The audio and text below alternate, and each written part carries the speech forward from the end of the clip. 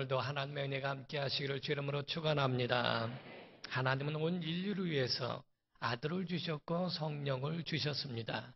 이는 교회를 세워서 온 인류를 구원하시는 일을 행하시기고자 하시는 것인데, 먼저 구원을 이루시기 위하여 아들이 이 땅에 오셔서 십자가에 죽임을 당하셨고, 그로 말미암아 내가 내 교회, 이 반석 위에 내 교회를 세운다고 말씀하시며, 성령이 오셔서 성령께서 그 모든 교회를 운행하시고 시작하도록 움직이시도록 하셨습니다. 이는 교회를 통하여 생명사역을 하게 하시기 위함인데, 교회를 통하여 바로 인류를 구원케 하시는 그 일을 교회를 통하여 이루고자 하시는 하나님의 뜻과 의중이 그 안에 있었기 때문입니다. 그러므로 적어도 신앙생활을 하는 성도들이라고 한다면 성경을 통해서 잘 이를 이해하고 또 잘 믿어야 합니다. 어떤 사람은 세상을 잘 살려고 하지만은 믿음의 사람들은 잘 믿어야 하는 것, 잘 어떻게 신앙생활을 해야 하는지를 배워야 하는 겁니다. 우리가 모든 전자기기를 사던 제품을 사던 어떤 물건을 사게 되면 거의 따라오는 것이 사용설명서가 따라오게 돼 있어요. 어떻게 사용을 해야 되고 어떠한 과정을 통해서 이렇게 된다고 하는 것을 보여주고, 주의사항이 무엇인지 아니면 이렇게 하라 하는 것에 대하여 올바른 것에 대하여 일러주게 됩니다. 우리가 보면은 망가지지 않아도 사용설명서를 몰라서 못 쓰는 일들도 적지 않아 있는 것을 보게 되거든요. 우리가 보게 되더라도 마찬가지로 신앙생활도 마찬가지라는 겁니다. 알지 못해서 못하는 경우가 많다는 거죠. 우리가 알고 있다면 그거를 행할 텐데 몰라서 못하는 경우가 있습니다. 제품들도 읽어서 모를 것 같으면 영상을 통해서 알려주기도 하고, 그것도 못하게 되면 전문가를 통하여 방문해서 고쳐주기도 합니다. 처음에 컴퓨터를 할 때에 컴퓨터를 어떻게 해야 될지 몰라 이걸 어떻게 또 컴퓨터 안에다가 깔고 할 수 있는가 연락을 했더니 원격으로 전화로 해서 원격으로 컴퓨터에 자기들이 다 깔아주는 것도 보았습니다. 이와 같이 우리가 어떤 물건을 있더라도 올바로 사용하기 위해서는 사용설명서가 필요하고, 거기에 대해서 알려주는 사람이 필요하고, 그에 대한 매뉴얼이 필요한 것처럼 오늘날 교회를 통하여 우리가 신앙생활을 어떻게 해야 되며 어떻게 가야 하는지에 대하여 우리에게 일러주고 있는 것을 보게 됩니다. 교회라고 하는 것은 에클레시아라고 되어 있어서 공동체를 말합니다. 조합, 모임이란 뜻입니다. 그래서 교회는 한 사람이 교회가 아니에요. 어떤 사람 생각하기를 내가 교회인데 라고 여기는데, 교회는 공동체를 말합니다. 한 사람 이상이 모인 공동체를 이야기합니다. 우리가 어느 곳을 가더라도 내 마음대로 내 방식대로 살아가는 게 아니고, 거기에 대하여 우리가 문화를 이해하고 언어를 배워가는 것처럼 우리의 신앙생활도 그와 같이 하나하나를 배워가야 할 필요가 있어요. 어느 대학을 들어가면 반드시 신입생들에게 오리엔테이션이라는 것을 하게 되죠. 우리 대학에 온 것을 축하하고 환영하며, 그러면 어떤 교수진과 어떠한 커리큘럼과 어떻게 학점을 진행해 나간다고 하는 부분에 대하여 반드시 먼저 숙지하게 해서 낭패를 보거나 거기에 대하여 불이익을 당하지 않도록 일러주는 오리엔테이션을 이야기합니다. 만약에 오리엔테이션을 받지 못할 것 같으면 그러면 그 사람은 그 대학에 들어가서 어떻게 해야 되는지 알지 못하고 다시 다른 사람들에게 물어야 할 그런 입장이 될 겁니다. 교회도 마찬가지예요. 교회도 자기 마음대로 신앙생활하는 게 아닙니다. 교회를 통하여 자기 믿음을 윤택하게 하고 세워가는 것인데, 교회는 3요소가 있어요. 반드시 3가지가 있어야 한다는 거죠. 첫 번째가 주인 되시는 예수 그리스도가 계셔야 합니다.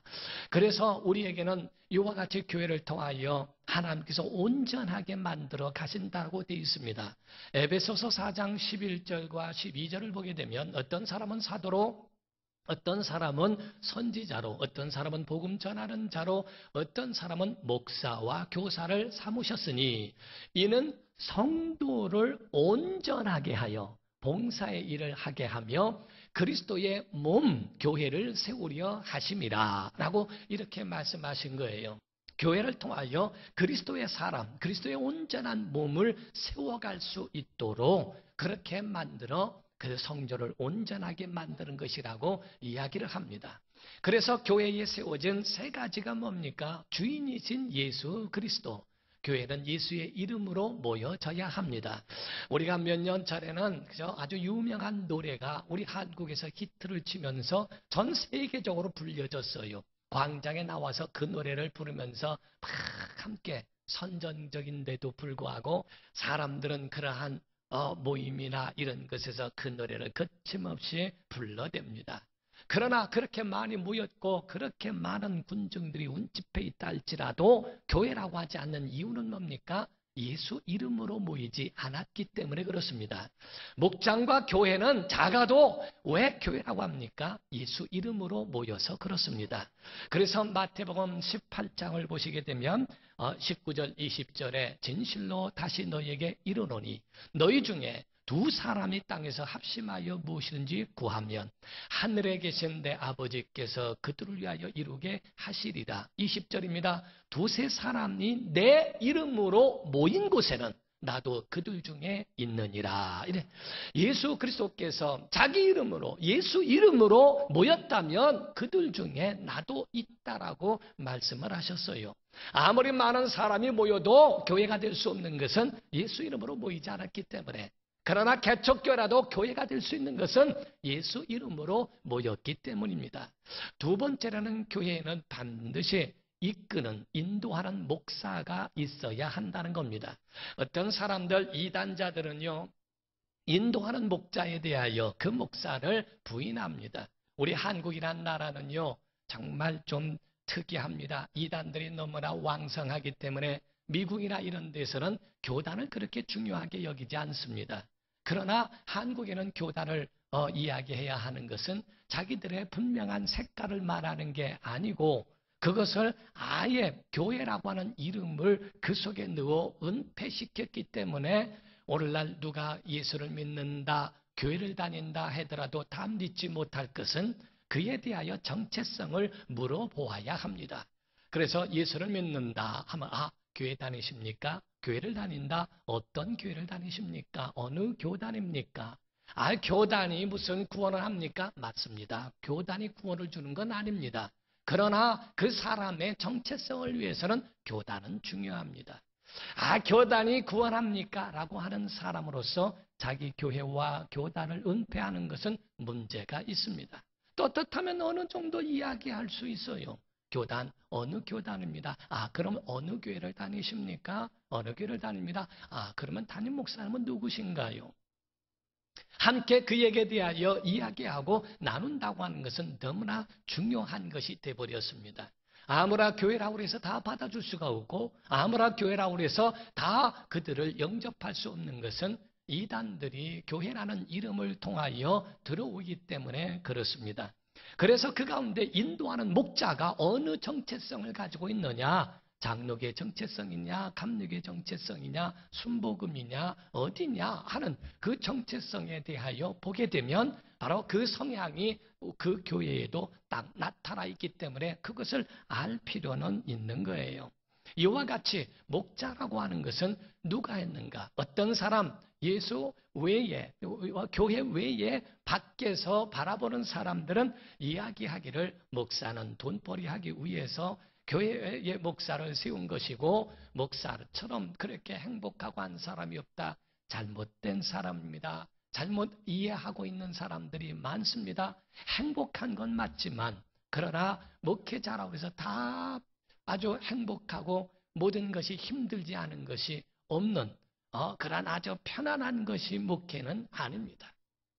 목회라고 하는 것을 할 때에 성도들이 모여 성도들의 마음에 합하여 목회자에게 그 일을 전념할 수 있도록 배려하고 협력하고 생활비를 지급해 주는 것은 그것은 바로 성도들의 아름다운 마음이기 때문에 그런 것이지 밥벌이 하거나 돈벌이를 위해서 세운 것은 아니요. 사람들에 의해서 만들어진 것이 아니라 그것은 하나님에 의하여 세워진 것이고 예수 그리스도를 통하여 만들어진 것이 목사 제도입니다. 우리가 합성어라 만들어져서 예루살렘이란 말은 여호와 이레, 그리고 살렘이란 말은 샬롬. 그래서 여호와 이레라고 할 때 이레는 준비하시다, 살렘은 샬롬이라는 평안입니다.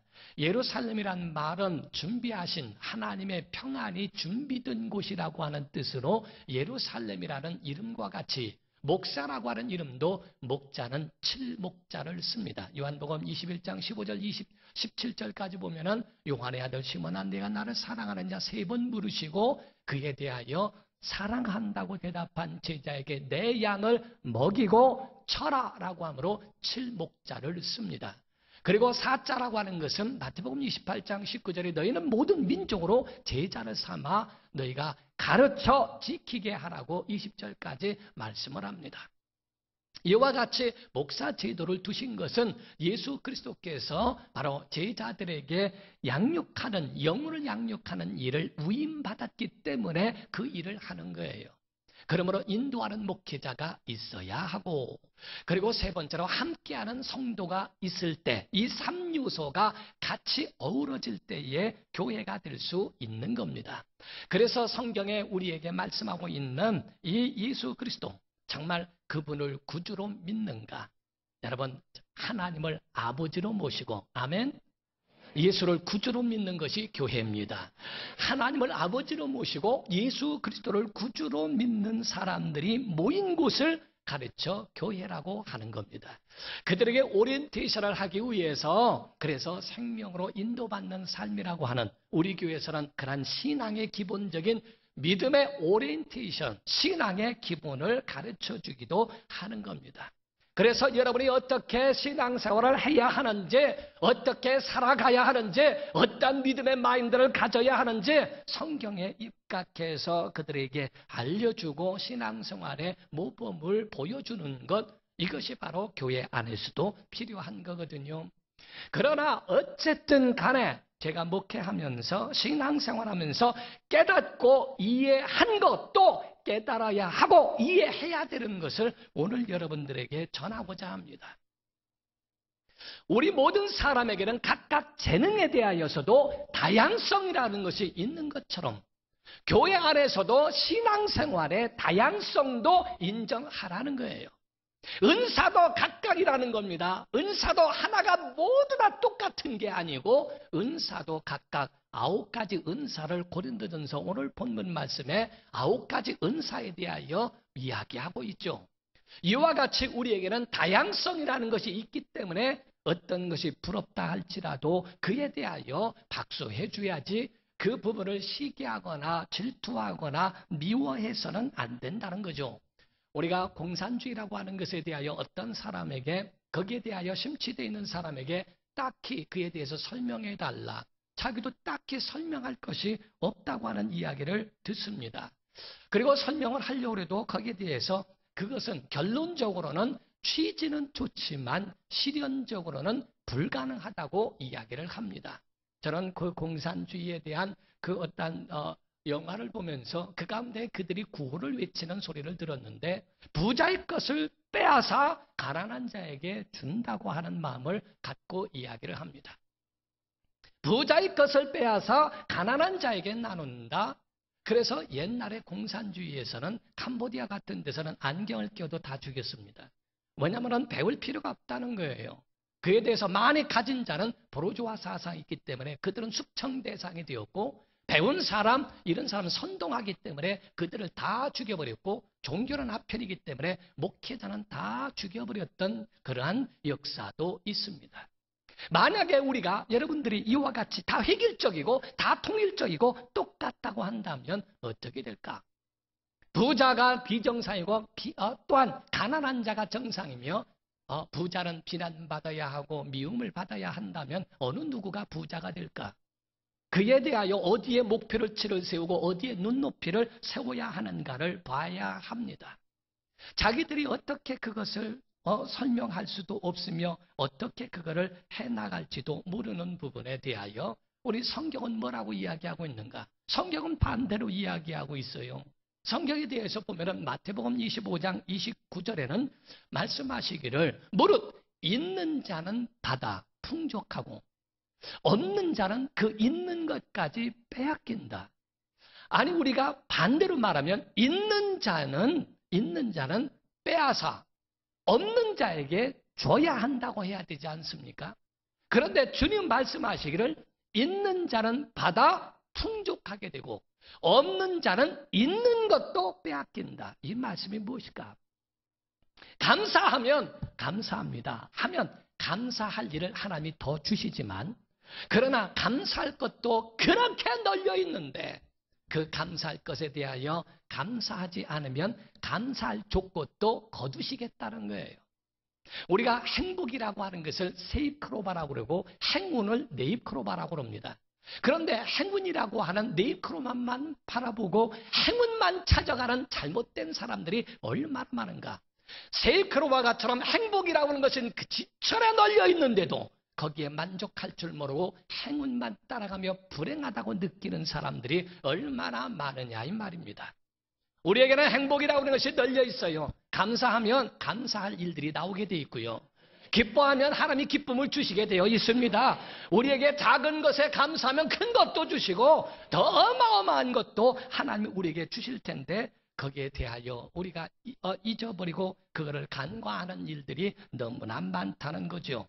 사랑하는 성도 여러분, 우리 사랑하는 성도들, 우리가 믿음의 사람들이라면 그들에게 가르쳐 줍니다. 믿음의 사람은 물질만이 많이 있는 게 부자만이 사람의 목표가 아니고 목적이 아니라 우리에게 있어서는 다른 목적도 있다라고 하는 것을 그들에게 일러주고 그들이 함께 나눌 수 있게 만들고 그들이 함께 그 모든 사회 참여에 함께 할 수 있도록 개인주의의 사람에게서 이제 많은 사람들에게 함께 나누는 자의 마인드로 바꿔주는 게 필요하거든요.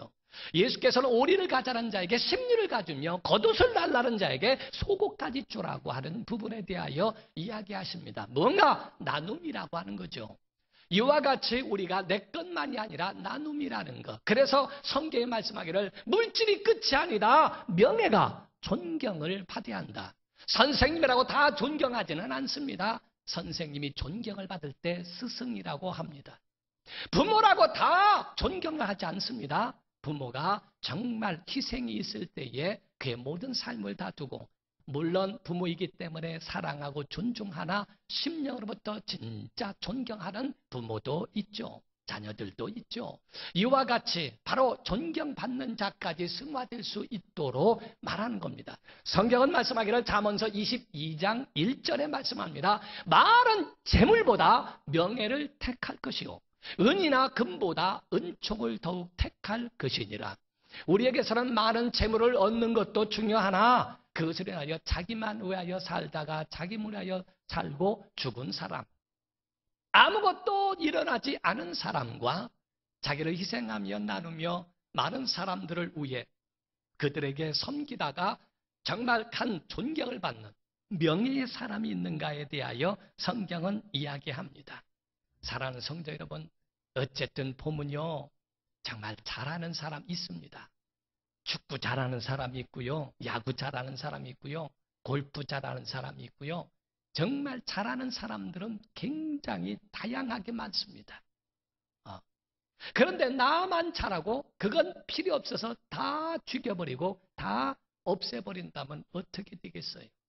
수재들이 있는 서울대학, 무슨 대학, 인류대학 다 그렇게 있는데 머리 좋은 거 필요 없다고 다 학교를 없애버리면 어떡하겠어요? 잘하는 자가 있으면 더 잘하게 하고 더 잘하게 하고 또 경쟁자가 있으면 더 연습을 하고 더 예술적이고 멋진 그러한 삶을 살 수도 있는데 그렇지 않고 내 기준으로 삼아서 모든 사람들을 쳐버리는 것은 온전하지 못한 겁니다. 찬양을 진짜 잘하는 사람이 있어요. 제 친구 가운데도 제가 운동선수로 있을 때에 정말 친구 가운데 어떻게 아니 같이 운동을 하면서도 저렇게 잘할 수 있을까라고 부러운 아이가 있습니다.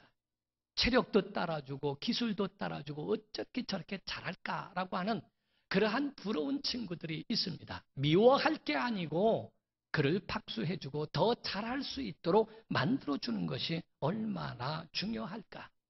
저는 달리기를 진짜 못합니다. 그러나 다른 사람을 함께 편안하게 이해시켜주고 같이 그들의 멘토의 역할, 한쪽에는 한 단계를 더 같이 가줄 수 있는 역할은 잘할 수 있습니다. 같지 않다고 죽이고 다 없애버릴 수는 없는 거예요. 진짜 잘하는 사람을 세워주는 게 필요합니다. 교회 안에도 그와 같은 모습이 있기를 주 이름으로 축원합니다. 오늘 본문 말씀이 뭐라고 그럽니까? 고린도전서 우리 12장 29절에 보면은 이런 말씀이 있죠. 다 사도이겠느냐? 다 선지자이겠느냐? 다 교사이겠느냐? 다 능력을 행하는 자이겠느냐? 다 병 고치는 은사를 가진 자이겠느냐? 다 방언을 말하는 자이겠느냐? 다 통역하는 자이겠느냐? 너희는 더욱 큰 은사를 사모하라. 내가 또한 가장 좋은 길을 너희에게 보이리라. 다 목사 되는 게 아니에요. 다 선지자 되는 거, 교사 되는 거, 다 그런 게 아니라는 거예요. 그러면 잘하는 사람을 잘하게 만들어주고, 그에 대하여 격려해주고, 그에 대하여 박수해주고, 그로 인하여 함께 해줘야 하는 것을 이야기하는 겁니다. 같이 협력하고 함께 할 수 있는, 다 잘할 수 있는 사람을 격려하는 것이 중요하지 않습니까? 이러한 협력이라는 것이 있는데, 이 협력, 그러기 위해서는 서로가 어떻게 되는가? 교회는 조직이 아니고 교회는 유기체입니다. 우리가 눈과 코와 입과 이 얼굴과 그리고 또 몸이 있는데 이것을 조직이라고 말하기 이전에 유기체로서 한 몸이라고 이야기를 하죠. 교회를 가르쳐 머리는 그리스도요, 몸은 교회요, 그리고 성도는 지체라고 해서 연결되어 있고 협력이라고 되어 있습니다. 하나의 조직체로서 끝나버리는 단독적인 것이 아니라 연결되어 있고 연합되어 있고 협력해야만이 되는 것이라고 이야기하고 있죠. 눈이 있고 코가 있고 이렇습니다. 코가 가만히 보니까 입을 향해서 질투가 나요. 너는 어째 이렇게 먹는 것을 그렇게 너는 평생 먹기만 하냐. 나도 먹도록 고춧가루 좀 부어다고. 만약에 코가 그렇게 해서 고춧가루를 코에다가 들이부으면 죽습니다. 눈이 말하기를 왜 너만 먹냐? 나도 부어다고. 눈에다가 국물을 부었다가는 큰일 납니다. 각각 가지고 있는 자기의 것을 서로 협력하는 관계 속에 있다는 거예요. 가장 중요한 것은 연합되어 있기 때문에 멀쩡해도 건강한 것 같아도 그렇지 않은 이가 있다는 거죠. 멀쩡해도 가나나만 문제가 생겨도 까죽전 표시 나지 않게도 문제가 일어날 수 있습니다. 어떤 사람이 글을 쓴 거를 봤는데요. 어릴 적에 자기 누나가 있는데 누나가 학교를 잘 다니고 옷도 너무 예쁜 거 입고 부모님이 그 누나에게는 모든 마음을 다 쏟는 거예요. 그래서 자기는 아무렇지도 않게 그냥 내버려 두고 방치하다시피 하니까 너무 섭섭하더라는 거예요. 나중에 물었더니 엄마 아빠는 말하기를 내 누나 아프니까 누나한테 잘해라만 얘기하고 봤을 때는 멀쩡한데 그리고 자기가 열이 40도까지 올라서 너무 아파하는데 아버지 어머니는 별로 관심도 없더래요. 오직 누나에게만 관심이 있더래요. 아니 학교도 잘 다니고 먹는 거 잘 먹고 저렇게 좋은 옷도 입고 다 누리고 있는데 뭐가 불쌍한가? 뭐가 어디가 아프다는 건가? 1년 뒤에 세상을 떠났답니다. 멀쩡해도 겉으로 보여지는 것에 대하여서는 너무 아픈 것 같아도 괜찮은 사람이 있고요. 멀쩡해 보여도 그 속에 조직 하나만 문제가 일어나도 세상을 떠나는 이도 있습니다. 교회 안에는 모두가 다 중요한 사람들이에요. 눈과 코와 입과 귀와 모든 것이 하나도 중요하지 않은 것이 없고 연결되어 있고 협력한다는 겁니다. 교회는 바로 부부 생활도 가정도 부모와 자녀도 기업도 나라와 국민도 정부도 다 같이 협력하는 것이지 그것이 서로가 서로를 향하여 잘못되지 않도록 연합관계를 이루어야 하는데 파괴케 하는 건 뭔가? 부부관계를 이간하고 교회관계를 이간하고 그리고 신앙생활을 파괴케 하는 그러한 것이 뭔가? 사단입니다. 성경의 마귀는 파괴하는 자예요. 디아볼로스라고 하는 마귀를 헬라어로 디아는 이간, 볼로스 파괴한다는 뜻입니다. 우리 심령에 그런 일들이 일어나는 건 마귀 역사요, 사단이에요. 그거를 이겨낼 수 있는 하나님의 능력이 필요합니다. 사랑하는 성도 여러분, 에덴 동산은 좋은 것이었죠. 정말 행복한 곳이었습니다. 하나님이 함께 하셨고 전능하신 이가 함께 계셨기 때문입니다. 그러나 죄가 들어온 다음에 첫 번째로 믿음이 깨져버렸어요. 그래서 믿음이 깨진 아담에게 하나님께서 물으십니다. 어찌하여 선악과를 먹었느냐? 아담이 말하기를, 내가 언제 뭐 여자 달라고 했습니까? 아니, 여자가 와가지고 먹여서 그냥 주어서 먹었습니다. 여인에게 묻습니다. 네가 어찌하여 선악과를 먹었느냐? 아니, 갑자기 뱀이 와가지고서 나를 유혹해가지고서 할 수 없이 그 유혹 때문에 먹었습니다. 책임 전가를 하게 됩니다.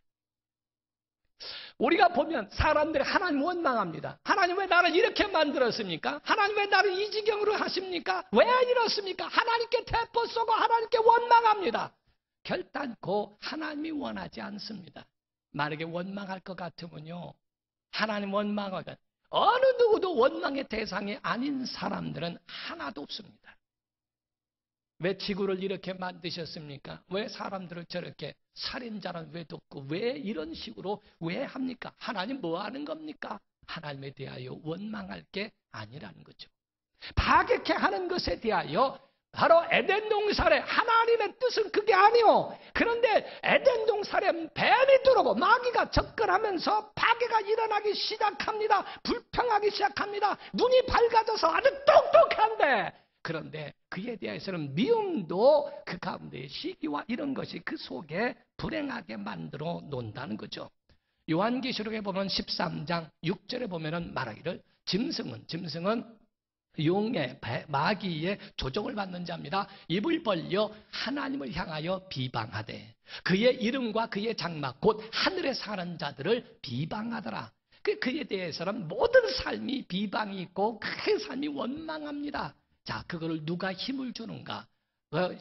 요한계시록 13장 2절에 보니까 말씀하기를 내가 본 짐승은 표범과 비슷하고 그 발은 곰의 발 같고 그 입은 사자의 입 같은데, 용, 마귀입니다.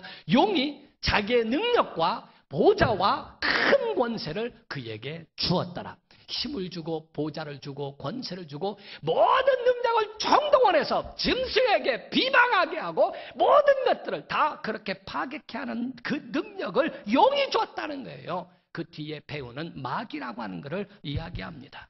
사랑하는 성도 여러분, 부부는 협력해야 건강한 거예요. 좀 아멘 좀 해보세요. 가정은 부부가 협력해야 행복한 줄 믿습니다. 가정도 모두가 협력하기를 주의 이름으로 축원합니다. 그래서 성경에는 서로라고 되어 있어요. 믿음의 생활을 잘할 수 있는 방법은 서로 눈은 코는 입은 귀를 손과 발을 다 서로 도와주고 서로 협력하게 되어 있습니다. 사도행전 2장에는 모두가 다 교제하며 서로 떡을 뗐다고 되어 있고, 요한복음 13장에는 예수께서 발을 씻으신 것처럼 너희도 서로 씻으라고 섬기라고 되어 있으며, 히브리서 10장에 말씀합니다. 히브리서 10장 24절에 말씀하기를 서로 돌아보아 사랑과 선행을 격려하라. 사랑해주고 선행을 베풀며 그들에게 격려해 주라고 그렇게 말하고 있습니다. 또 야고보서 5장 16절에는 말씀하기를 그러므로 너희 죄를 서로 고백하라. 너희가 잘못한 게 있느냐? 서로 고백하라. 금이 된다면 고백할 수 없죠. 서로가 고백하며 서로가 함께 그 아픔을 나누며 그 문제 해결점을 찾으라는 거죠. 병이 낫기를 위하여 서로 기도하라. 우리가 병든 자가 있거들랑 서로 기도해 주라. 의인의 간구는 역사하는 힘이 크니라. 이렇게 말씀합니다. 사랑하는 성도 여러분, 서로 어떻게 할까? 서로 한 사람만 일방적으로 하는 게 아니라 서로 그들을 위하여 기도해주고 서로 그들을 위하여 함께 해주는 그러한 모든 격려가 그 속에 필요하다는 거예요. 성도들은 문제가 있어도 기도로 해결해야 됩니다. 성도들은 비판과 원망으로 해결함이 아니라 기도하고 함께 논의하며 성경에 화평케 하는 자는 복이 있나니 저희가 하나님의 아들이라 일컬음을 받으리라 라고 말했는데, 화평케 한다는 말은 화평을 만드는 자라는 뜻입니다. 화평하지 않은 곳에 화평함을 만들어주는 사람. 정말 불안한 곳에 그 사람만 가면 평안이 깃들고 그 속에 평화가 함께할 수 있는 그런 피스메이커를 향하여 말합니다. 우리 축복하는 사람 되고요. 격려하는 사람 되고요. 정말 생명 나누는 사람 되기를 주님으로 축원합니다. 한 사람이 아니라 서로 해야 됩니다. 서로 하나님의 평강이 있기를 예수 이름으로 축원합니다. 기도하겠습니다. 이 시간에 다 같이 동서로 기도할 때 주여 정말 우리에게 서로 돌아볼 수 있도록 다 선지자겠느냐, 다 교사겠느냐, 다 목회자겠는가, 다 병 고치는 은사 같겠는가, 연약할 사람, 나는 신앙생활 잘하니까 연약한 사람, 그들을 비판하고 하는 거, 정죄하는 거, 여러분도 그럴 때가 있었잖아요. 정죄하는 거 아닙니다. 격려하는 겁니다. 격려하는 겁니다. 힘내라고 하는 겁니다. 힘내라고 하는 겁니다. 축복해야 됩니다. 주님, 연약한 자들을 돌아보고 서로 돌아볼 수 있도록 우리의 마음이 주님의 마음이 되게 하여 주옵소서. 다 같이 통성으로 기도하시겠습니다. 살아계신 하나님 아버지, 주님의 은혜와 사랑을 감사를 드립니다. 복에 복을 더하시고 은혜에 은혜를 더하여 주시옵소서. 하나님의 은총이 우리 가운데 임하기를 원합니다. 우리 가운데 하나님의 은혜가 넘치기를 원합니다. 성령님 도와주시고 성령님 역사